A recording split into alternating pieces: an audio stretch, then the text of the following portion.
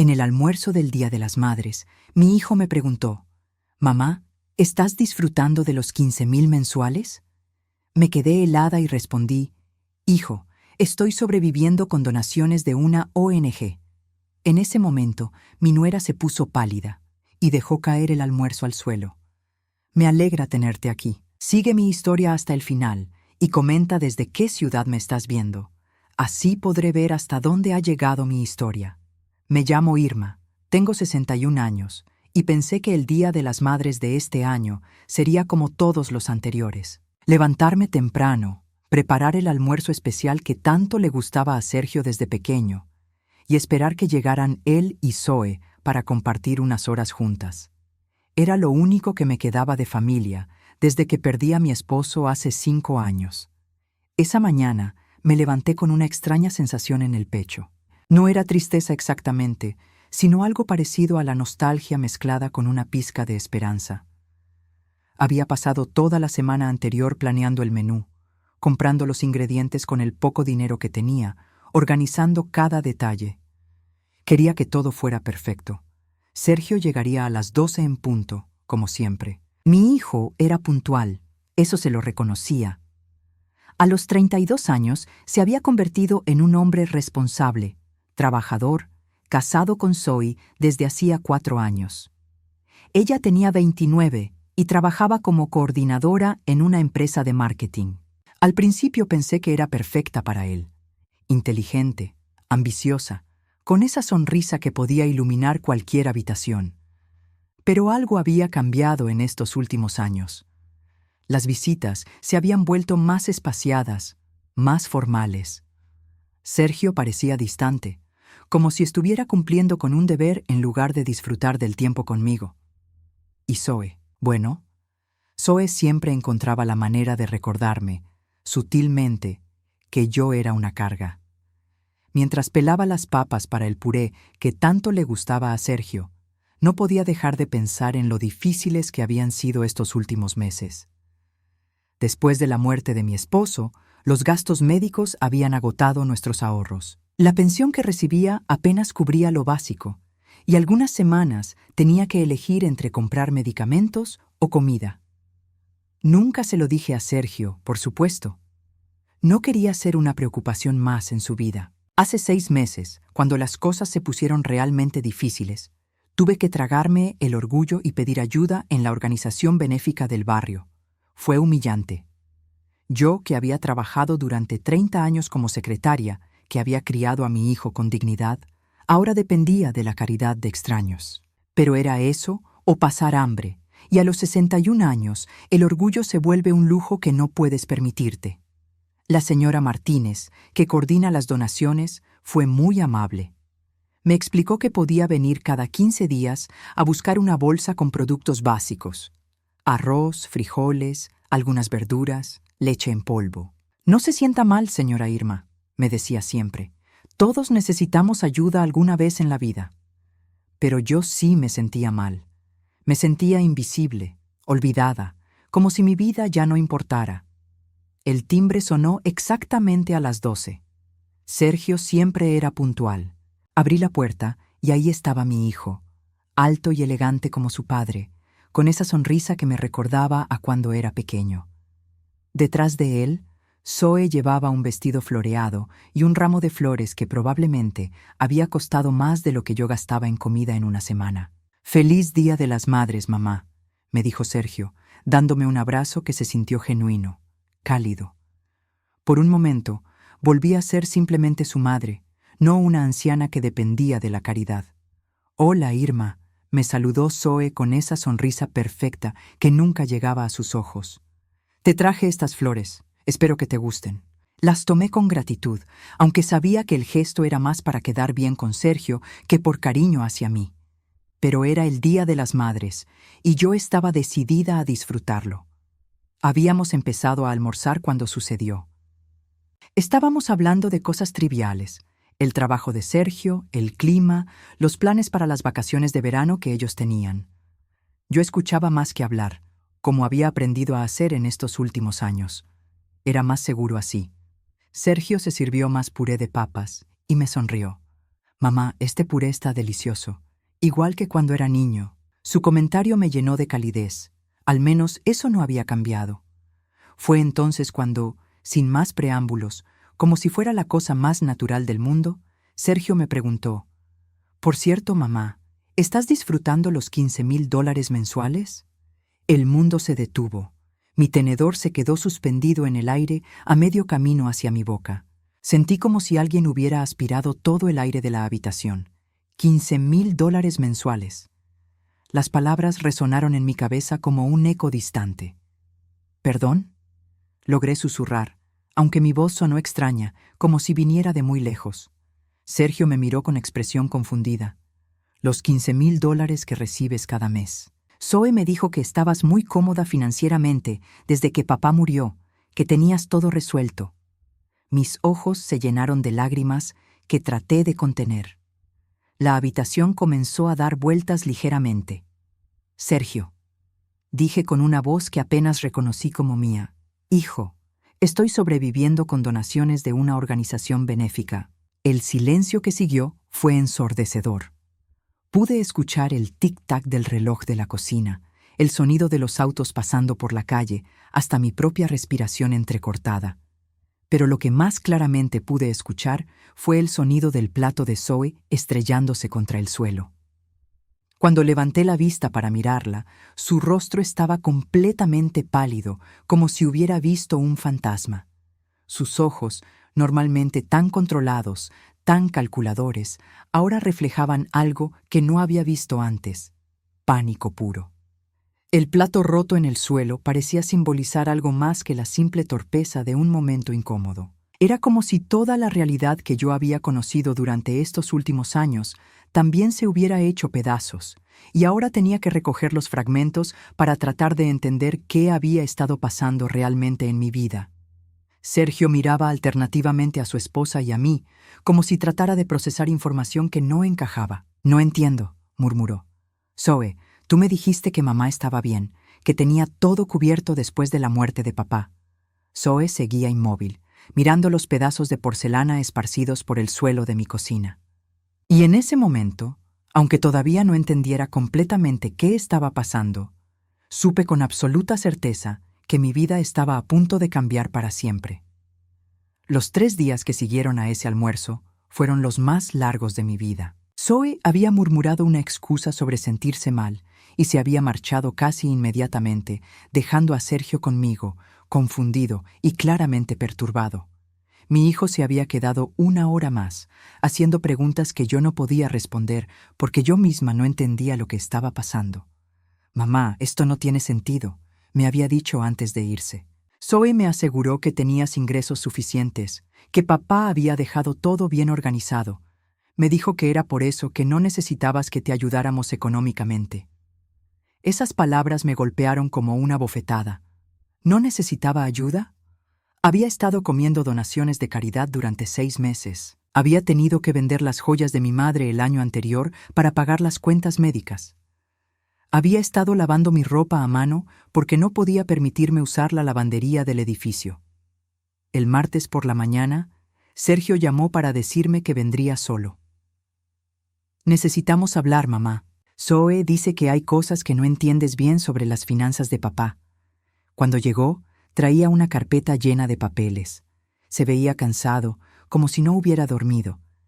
Se sentó en el sofá de la sala, el mismo sofá donde su padre solía leer el periódico los domingos, y extendió los documentos sobre la mesa de centro. «Mamá, necesito que me expliques algo», comenzó con esa voz cautelosa que usaba cuando era niño y había hecho algo malo. «Zoe me mostró estos papeles anoche.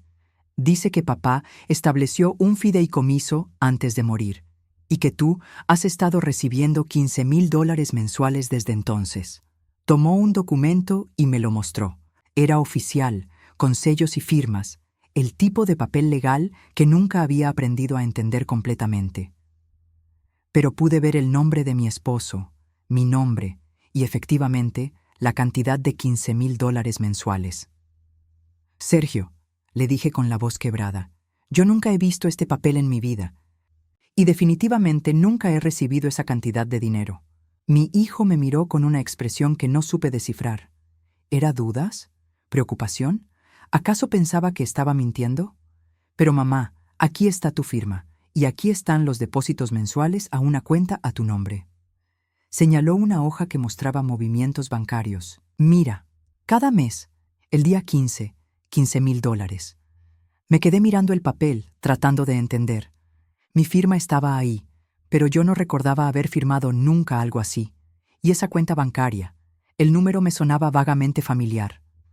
Espera, susurré, sintiendo como si estuviera empezando a despertar de una pesadilla muy larga. Ese número de cuenta. Creo que es de una cuenta que abrí hace años para emergencias, pero hace mucho que no la uso. Pensé que estaba cerrada. Sergio me miró con alivio, como si por fin las piezas comenzaran a encajar. ¿Puedes revisarla? ¿Tienes los papeles del banco? Fui a mi dormitorio y busqué en el cajón donde guardaba los documentos importantes. Ahí estaba, una carpeta vieja con papeles de esa cuenta que había abierto hace casi 10 años, cuando mi esposo insistió en que tuviéramos una cuenta de emergencia separada. Nunca la había usado porque siempre manejábamos las finanzas desde nuestra cuenta principal. Cuando regresé a la sala con los papeles, las manos me temblaban tanto que apenas podía sostenerlos. Sergio tomó los documentos y llamó al banco desde su celular. Lo escuché hablar con alguien del servicio al cliente, dándoles mi información, pidiendo el estado de la cuenta. La conversación duró 20 minutos. Durante todo ese tiempo, yo permanecí sentada en el borde del sofá, sintiendo como si estuviera esperando el resultado de una biopsia que podría cambiar toda mi vida. Cuando Sergio colgó, su rostro estaba pálido. «Mamá», dijo lentamente, «esa cuenta tiene un saldo de $210,000. El mundo se detuvo otra vez. $210,000. Era una fortuna para mí. Era más dinero del que había visto jamás en mi vida. Pero eso no es todo», continuó Sergio, y su voz ahora sonaba extraña, como si estuviera luchando por mantener la compostura. «El banco dice que alguien más tiene autorización para manejar esa cuenta, una segunda persona autorizada». «¿Quién?», pregunté, aunque una parte terrible de mí ya lo sabía. «Zoe», murmuró mi hijo, «Zoe tiene acceso completo a tu cuenta desde hace 2 años». La habitación comenzó a girar lentamente a mi alrededor. 2 años. Zoe había tenido acceso a mi dinero durante 2 años mientras yo comía donaciones de caridad, mientras vendía las joyas de mi madre, mientras me despertaba por las noches, preocupándome por cómo pagaría el alquiler. «No entiendo», dije, aunque empezaba a entender demasiado bien. «¿Cómo es posible que ella tenga acceso a mi cuenta?». Sergio revisó los papeles otra vez, su rostro cada vez más sombría. «Aquí hay una autorización firmada por ti, mamá. Dice que en caso de que tengas dificultades para manejar tus finanzas debido a tu edad o condición de salud, Zoe puede actuar en tu nombre». Yo nunca firmé eso, susurré, pero incluso mientras lo decía, un recuerdo borroso comenzó a formarse en mi mente. Hace 2 años, poco después de la muerte de mi esposo, Zoe había venido con unos papeles. Había dicho que eran para protegerme, para asegurarme de que si algo me pasaba, ellos podrían ayudarme. Había estado tan abrumada por el dolor y la confusión que había firmado sin leer realmente. «Ella dijo que eran para mi propia protección», murmuré, sintiendo como una idiota. Sergio cerró los ojos y se pasó las manos por el cabello. Cuando volvió a abrirlos, había lágrimas en ellos. «Mamá, Zoe ha estado retirando dinero de tu cuenta regularmente. No todo, pero sí cantidades considerables. Y me dijo que tú estabas bien económicamente, que no necesitabas ayuda». La traición me golpeó como una ola helada. No solo había estado robándome, sino que había manipulado a mi propio hijo para que no me ayudara. Había orquestado mi aislamiento y mi pobreza mientras se beneficiaba de mi dinero. «¿Por qué?», fue todo lo que pude preguntar. Sergio me tomó de las manos. Sus ojos estaban llenos de lágrimas y algo más, culpa. «No lo sé, mamá, pero vamos a averiguarlo». En ese momento supe que mi vida, tal como la conocía, había terminado. Pero también supe que no iba a permitir que esto siguiera pasando. Ya no era la mujer desesperada que había estado aceptando donaciones de caridad. Ahora sabía la verdad, y la verdad me había devuelto algo que había perdido: mi fuerza. Los siguientes días fueron como vivir en una película de suspenso, donde yo era tanto la detective como la víctima. Sergio había insistido en que confrontáramos a Zoe inmediatamente, pero algo dentro de mí me decía que necesitaba ser más inteligente. Durante 61 años había sido la mujer que cedía, que evitaba conflictos, que prefería la paz a la justicia. Pero esta vez sería diferente. Necesito saber exactamente qué ha estado haciendo con mi dinero antes de hablar con ella, le dije a Sergio esa noche por teléfono. Si vamos sin toda la información, encontrará la manera de justificarse o de confundirnos. Mi hijo no estaba de acuerdo. Mamá, ella es mi esposa. Tengo que darle la oportunidad de explicarse. Y yo soy tu madre, respondí con una firmeza que me sorprendió a mí misma. Y he estado comiendo comida de caridad mientras tu esposa gastaba mi dinero. Creo que merezco saber la verdad completa. El miércoles temprano fui al banco. La señorita que me atendió, una joven que no debía tener más de 25 años, me miró con una mezcla de profesionalismo y compasión cuando le expliqué mi situación. Señora, entiendo su preocupación, me dijo después de revisar mi cuenta en su computadora. Pero debo decirle que la persona autorizada en su cuenta ha estado realizando transacciones regulares. ¿Usted no estaba al tanto? No, admití, sintiendo el calor de la vergüenza subirme por el cuello. Pensé que era una cuenta que no se usaba. La empleada imprimió un estado de cuenta detallado de los últimos 2 años. Cuando vi todos esos números, todas esas fechas, sentí como si me estuvieran mostrando un mapa de mi propia humillación. Zoe había estado retirando dinero casi cada semana. A veces eran $500, a veces 1,000, ocasionalmente hasta $3,000 de una vez. Los retiros tenían un patrón, siempre los jueves, siempre por la tarde.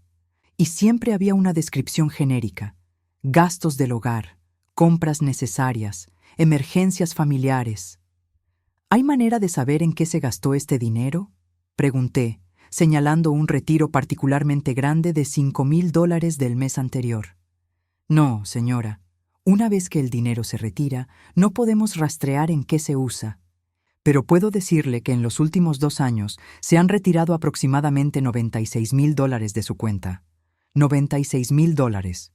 Mientras yo había estado contando monedas para comprar leche, mientras había estado agradeciendo a extraños por bolsas de comida básica, mientras había vendido las joyas de mi madre, Zoe había estado gastando casi $100,000 de mi dinero.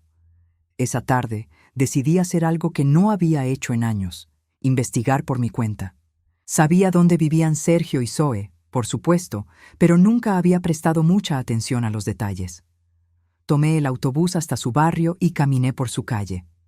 La casa donde vivían era mucho más elegante de lo que recordaba. Tenía un jardín perfectamente cuidado, una entrada de piedra natural, y en el garage había 2 autos: el sedán de Sergio, que yo conocía, y un SUV rojo brillante que definitivamente no había visto antes. Me quedé parada en la esquina, sintiéndome como una espía, observando la casa que probablemente había sido financiada, al menos en parte, con mi dinero. El SUV rojo era nuevo, lo pude ver por las placas temporales.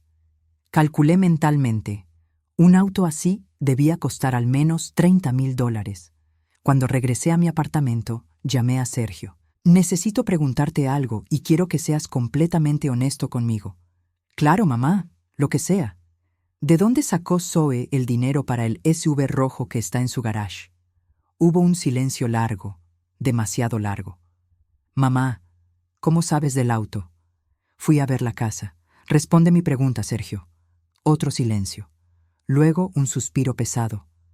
Ella dijo que había ahorrado dinero de su trabajo, que había estado guardando durante meses para darnos una sorpresa. ¿Y tú le creíste? Mamá, no me gusta hacia dónde va esta conversación. A mí tampoco me gusta, hijo, pero necesitamos tenerla. Esa noche no pude dormir. Me quedé despierta calculando, recordando, conectando puntos que debería haber conectado mucho antes. El auto nuevo no era lo único. En los últimos 2 años, había notado cambios en el estilo de vida de Sergio y Zoe. Vacaciones más frecuentes, ropa más cara, cenas en restaurantes que antes consideraban demasiado costosos. Y yo había pensado que simplemente les estaba yendo mejor en el trabajo. El jueves por la mañana decidí hacer una llamada que había estado posponiendo. Marqué el número de la funeraria que había manejado los arreglos de mi esposo. Después de explicarle al director lo que estaba tratando de entender, me confirmó algo que me helé la sangre. Sí, señora Morales, su esposo sí estableció un fideicomiso antes de su muerte. Él estaba muy preocupado por asegurarse de que usted estuviera bien cuidada financieramente. De hecho, se comunicó conmigo varias veces para asegurarse de que todos los documentos estuvieran en orden. ¿Y usted le entregó esos documentos a alguien después de su muerte? Sí, a su nuera, la señora Zoe Morales. Ella dijo que usted estaba demasiado afligida para manejar los asuntos legales y que ella se encargaría de todo. Ahí estaba. La confirmación final de que Zoe no solo había aprovechado mi vulnerabilidad, sino que había planeado todo desde el momento en que mi esposo murió. Había usado mi dolor, mi confusión, mi confianza en ella, para robarme sistemáticamente durante 2 años. Esa tarde, cuando Sergio llamó para decirme que él y Zoe querían venir a hablar conmigo, ya estaba lista. Había organizado todos los documentos del banco, las fechas, los montos. Había calculado exactamente cuánto dinero había perdido y cuánto me quedaba. Y más importante, había tomado una decisión. Está bien, le dije. Que vengan. Pero esta vez yo voy a ser quien haga las preguntas. Cuando colgué el teléfono, me miré en el espejo del recibidor. La mujer que me devolvía la mirada era la misma de siempre, 61 años, cabello gris, arrugas alrededor de los ojos. Pero había algo diferente en mis ojos. Ya no era la viuda confundida que había estado aceptando migajas de caridad. Era una mujer que conocía su valor y estaba dispuesta a pelear por él. Por primera vez en 2 años, me sentí como yo misma otra vez. Y eso, me di cuenta, valía más que todos los dólares que Zoe me había robado. Llegaron exactamente a las 6 de la tarde del viernes. Los había estado esperando desde las 5:30, sentada en mi sofá, con todos los documentos organizados sobre la mesa de centro como evidencia en un juicio. Había ensayado mentalmente lo que iba a decir, pero cuando escuché sus pasos en el pasillo, mi corazón comenzó a latir tan fuerte que pensé que podrían oírlo. Sergio entró primero, como siempre. Pero esta vez no me saludó con su sonrisa habitual. Se veía tenso, incómodo, como si prefiriera estar en cualquier otro lugar. Zoe vino detrás de él, y inmediatamente noté que algo era diferente en ella también. Esa confianza que siempre irradiaba, esa manera de caminar como si fuera dueña de cualquier espacio que ocupara, había desaparecido. «Hola, mamá», me dijo Sergio, dándome un beso en la mejilla que se sintió forzado. «Irma», murmuró Zoe. Ni siquiera intentó fingir calidez esta vez. «Siéntense», les dije, y algo en mi tono hizo que obedecieran inmediatamente, sin hacer comentarios casuales sobre el clima o preguntarme cómo había estado mi semana. Me quedé de pie frente a ellos, sintiendo por primera vez en años que tenía el control de la situación. Durante tanto tiempo, había sido la que recibía órdenes, sugerencias, consejos sobre lo que debía hacer con mi vida. Esta vez sería diferente. He estado investigando, comencé, levantando el primer documento, y he descubierto cosas muy interesantes sobre mis finanzas. Zoe se enderezó en su asiento. «Irma, creo que hay malentendidos que necesitamos aclarar». «Oh, sí», dije, manteniendo mi voz calmada. «Definitivamente hay malentendidos. Por ejemplo, yo malentendí que tenía una nuera que me cuidaba. Resulta que tengo una nuera que me robaba». «Mamá», protestó Sergio, «esa es una acusación muy seria». «Tienes razón, es muy seria. Casi tan seria como robar $96,000 de una anciana». Dejé que el número colgara en el aire por un momento. $96,000, Zoe. Ese es el dinero que has retirado de mi cuenta en los últimos 2 años. La vi palidecer, pero levantó la barbilla desafiantemente. Yo no robé nada. Tengo autorización legal para manejar esa cuenta. Tú me diste permiso. Permiso que obtuviste engañándome, repliqué. Me dijiste que esos papeles eran para protegerme, no para que pudieras usar mi dinero como si fuera tuyo. Sergio se volteó hacia su esposa. Zoe, explícame esto. ¿Por qué mi madre ha estado viviendo de donaciones de caridad si tiene dinero en el banco? Por primera vez desde que la conocía, vi a Zoe luchando por encontrar palabras. Su boca se abría y se cerraba como si fuera un pez fuera del agua. La mujer que siempre tenía una respuesta inteligente para todo, que siempre sabía exactamente qué decir para manipular cualquier situación a su favor, estaba sin palabras. Yo pensé que era mejor que ella no se preocupara por el dinero, dijo finalmente. Las personas mayores a veces no toman buenas decisiones financieras. Estaba tratando de protegerla. ¿Protegiéndome de qué?, pregunté sintiendo la rabia crecer en mi pecho. ¿De poder pagar mi comida? ¿De poder comprar mis medicamentos? ¿De mantener mi dignidad? Irma, tú no entiendes lo complejo que puede ser manejar ese tipo de dinero. Pero tú sí lo entiendes, ¿verdad?, dije, levantando otro documento. Lo entiendes también que pudiste comprar un SUV de $30,000. Lo entiendes también que has estado gastando miles de dólares en vacaciones, ropa, restaurantes caros. Sergio se puso de pie bruscamente. ¿Es eso cierto, Zoe? ¿Has estado gastando el dinero de mi madre? No es tan simple como ella lo está pintando, respondió Zoe, y por primera vez escuché desesperación en su voz. Ese dinero se estaba desperdiciando solo sentado en una cuenta. Al menos nosotros lo estábamos usando para crear una vida mejor, una vida que eventualmente beneficiaría a toda la familia. ¿Una vida mejor para quién? Exploté, toda la rabia de los últimos 2 años saliendo a la superficie. ¿Para ti? ¿Mientras yo comía frijoles donados y arroz regalado? ¿Mientras vendía las joyas de mi madre para pagar el alquiler? No sabía que estabas pasando por eso, murmuró Sergio, y había lágrimas en sus ojos. Claro que no lo sabías, dije, mirando directamente a Zoe. Porque tu esposa se aseguró de que no lo supieras.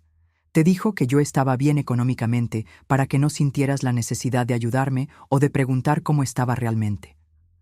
Zoe se levantó del sofá como un animal acorralado. Esto es ridículo. Actúas como si fuera algún tipo de criminal. Solo estaba administrando dinero que de todas formas nunca habías usado. ¿Nunca había usado? Repetí, incrédula. ¿Sabes por qué no había usado ese dinero, Zoe? Porque no sabía que existía. Tu marido y tú se aseguraron de que no lo supiera. Eso no es cierto, protestó, pero su voz sonaba cada vez menos convincente. ¿No? Dije levantando otro papel. Entonces explícame por qué cuando llamé a la funeraria que manejó los asuntos de mi esposo, me dijeron que tú te encargaste de todos los documentos legales, que tú les dijiste que yo estaba demasiado afligida para manejar estos asuntos. El silencio que siguió fue tan denso que se podía cortar con un cuchillo. Sergio miraba a su esposa como si la estuviera viendo por primera vez, y tal vez era así. Zoe, dijo su voz apenas un susurro, dime que esto no es verdad. Dime que no planeas esto desde el principio. Zoe se volteó hacia él con los ojos llenos de lágrimas, pero ya no eran lágrimas de tristeza. Eran lágrimas de rabia, de frustración de alguien que había sido descubierta. «Yo hice esto por nosotros», gritó, «por nuestro futuro, por nuestra familia». Ese dinero no iba a hacerle ningún bien a ella sentado en una cuenta bancaria. Al menos nosotros lo estábamos invirtiendo en nuestras vidas. ¿Invirtiendo? Sergio se levantó, su voz temblando. ¿Llamas inversión a robarle a mi madre mientras ella pasa hambre? No seas tan dramático, espetó Zoe. Ella no se estaba muriendo de hambre. ¿No? Intervine, sintiendo una calma fría apoderarse de mí. ¿Quieres saber qué comí ayer, Zoe? Sopa de lentejas de una lata donada y pan de 3 días que conseguí gratis en la panadería del señor García. ¿Quieres saber qué cenarás tú anoche? Porque puedo garantizarte que costó más de lo que yo gasté en comida en toda la semana. Por primera vez en los 4 años que llevaba casada con mi hijo, vi a Zoe completamente sin palabras, completamente derrotada. La máscara de la nuera perfecta, de la mujer que solo quería lo mejor para la familia, había caído completamente. Sergio se sentó pesadamente en el sofá, con la cabeza entre las manos. No puedo creer esto. No puedo creer que hayas hecho esto. Sergio, por favor, suplicó Zoe. Podemos arreglar esto. Podemos devolver el dinero. ¿Con qué dinero?, pregunté. ¿Ya gastaron los $96,000? El silencio que siguió fue toda la respuesta que necesitaba. En ese momento, mirando a mi nuera desmoronarse, a mi hijo luchar con la realización de que había sido cómplice involuntario del robo a su propia madre, entendí algo importante. Esto no era solo sobre el dinero.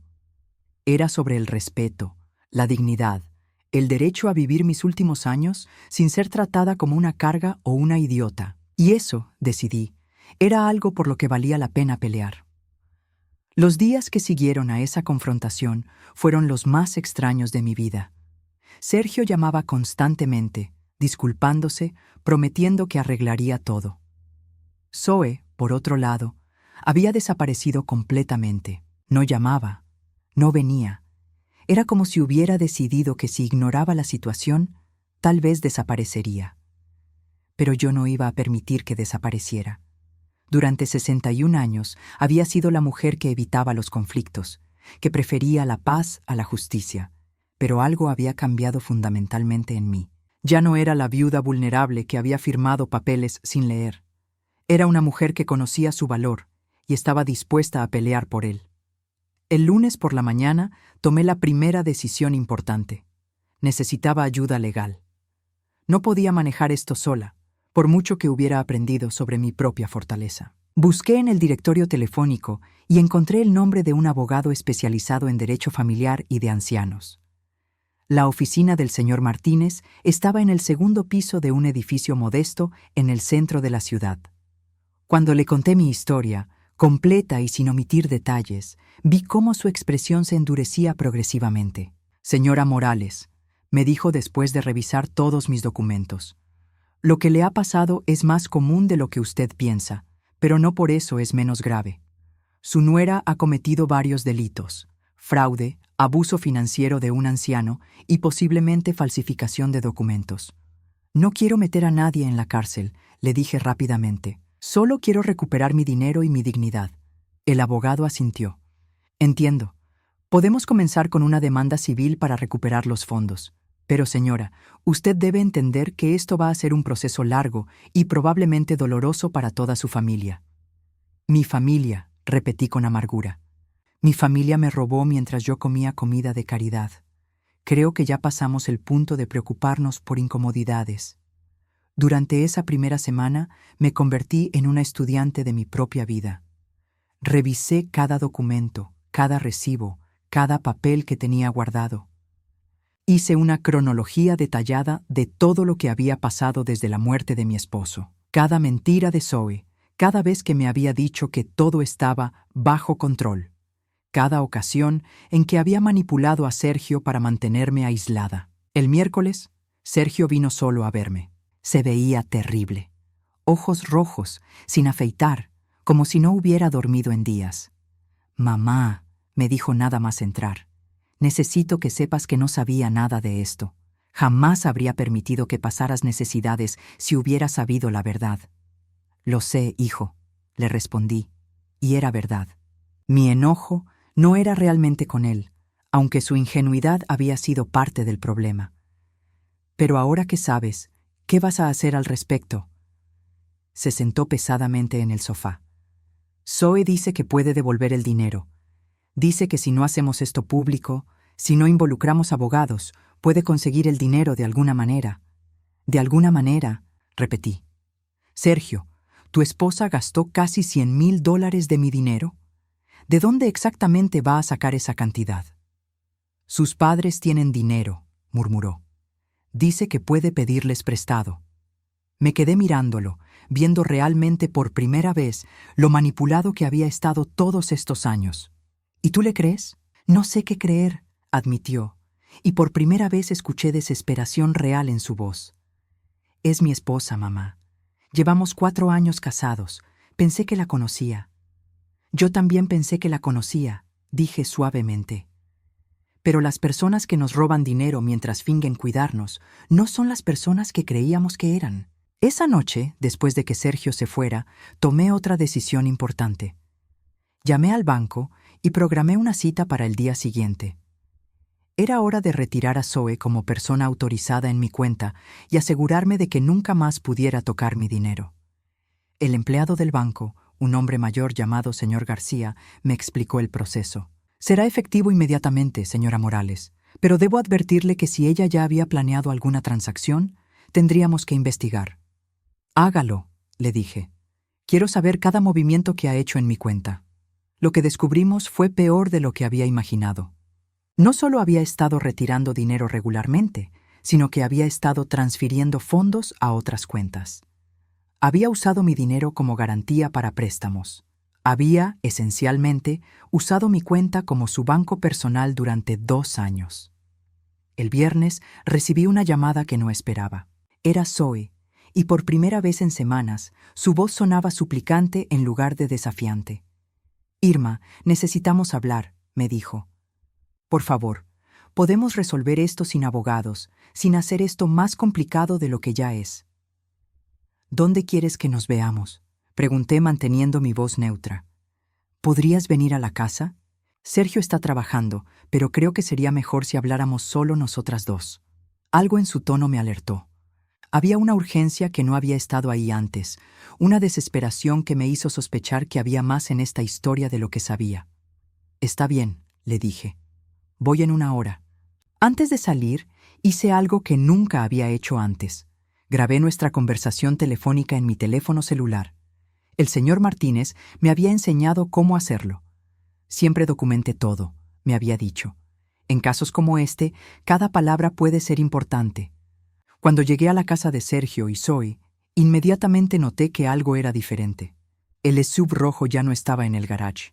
En su lugar había un auto más viejo, más modesto. Las cortinas estaban cerradas y la casa tenía un aire de abandono que no había tenido la semana anterior. Zoe me abrió la puerta y me impactó cómo había cambiado. La mujer siempre impecablemente vestida y maquillada que conocía había sido reemplazada por alguien que parecía no haber dormido en días. Su cabello estaba despeinado, tenía ojeras profundas y llevaba ropa arrugada.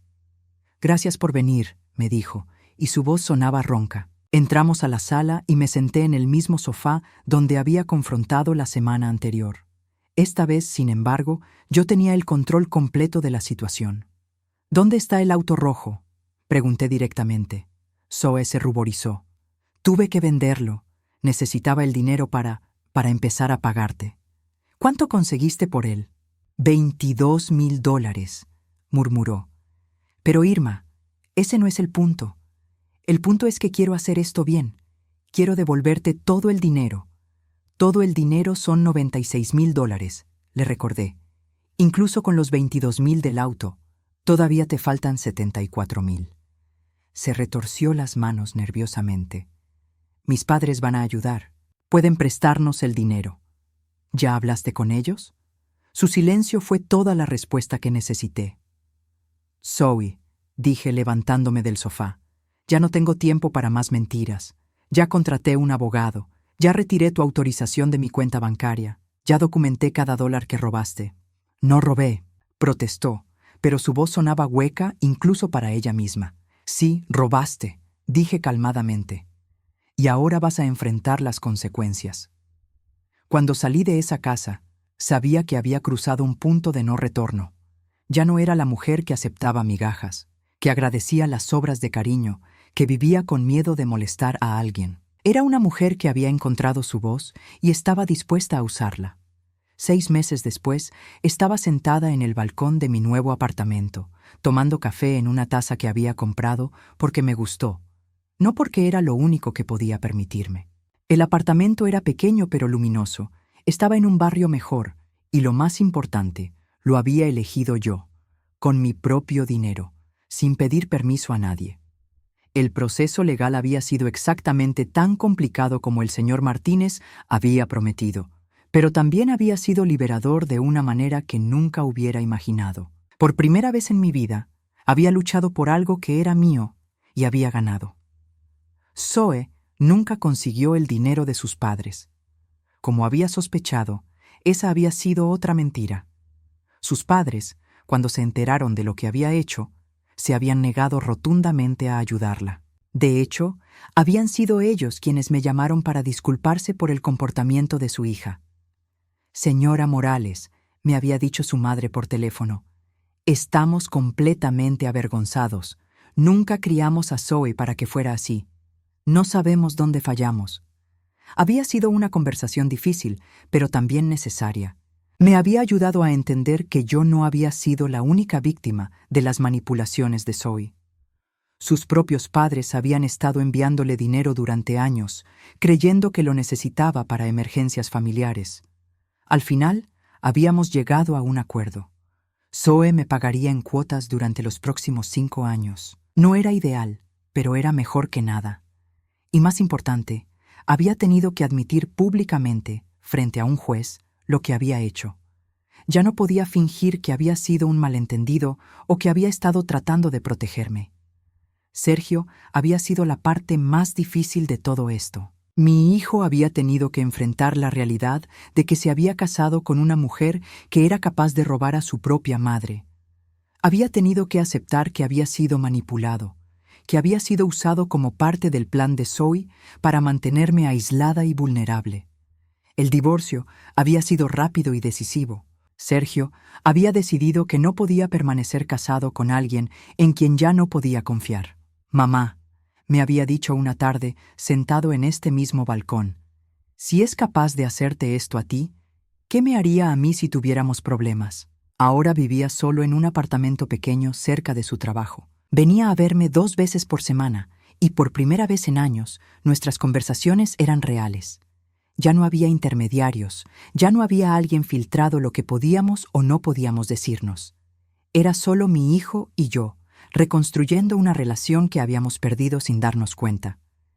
¿Te arrepientes de haber peleado?, me había preguntado la semana pasada. No, le había respondido sin dudarlo. Me arrepiento de no haber peleado antes. La recuperación financiera había sido más rápida de lo esperado. Con acceso completo a mi cuenta, había podido pagar todas mis deudas, comprar los medicamentos que necesitaba, incluso darme algunos lujos pequeños que había negado durante años. Pero lo más importante era la recuperación emocional. Ya no me despertaba cada mañana preocupándome por el dinero. Ya no tenía que contar monedas para comprar comida. Ya no tenía que agradecer a extraños por bolsas de comida básica. Por primera vez en años, tenía control sobre mi propia vida. Había dejado de ir a la organización benéfica, por supuesto, pero había comenzado a donar dinero mensualmente. La señora Martínez, que me había ayudado durante esos meses difíciles, había llorado cuando le conté toda la historia. Sabía que había algo que no encajaba, me había dicho. Una mujer como usted, educada, con un hijo profesional, necesitando donaciones de comida. Pero nunca imaginé esto. También había hecho nuevas amistades. Resulta que cuando no estás constantemente preocupada por el dinero, cuando no estás viviendo con la vergüenza de depender de la caridad, es más fácil conectar con las personas. Había empezado a tomar clases de pintura en el centro comunitario. Había comenzado a salir a caminar por las mañanas con otras mujeres de mi edad. Tenía una vida social por primera vez en años. Pero tal vez el cambio más importante había sido interno. Ya no era la mujer que se disculpaba por existir, que aceptaba migajas de atención o cariño, que vivía con miedo de molestar a alguien. Había aprendido que tener límites no me hacía una mala persona, que defenderme no me hacía egoísta, que merecía respeto, dignidad y amor real, no la imitación manipulativa que había estado aceptando.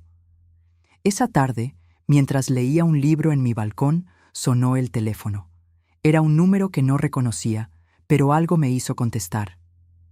¿Señora Morales?, dijo una voz femenina que me sonaba vagamente familiar. Sí, habla ella. Soy Patricia, la hermana de Zoe. Sé que probablemente no quiere hablar conmigo, pero necesito decirle algo. Me quedé en silencio, esperando. Zoe me pidió que la llamara. Dice que quiere disculparse, que entiende lo que hizo mal y que quiere hacer las paces. ¿Y tú qué piensas de eso, Patricia? pregunté. Hubo una pausa larga. Honestamente, señora Morales, creo que mi hermana solo está arrepentida de que la descubrieran, pero quería transmitirle el mensaje.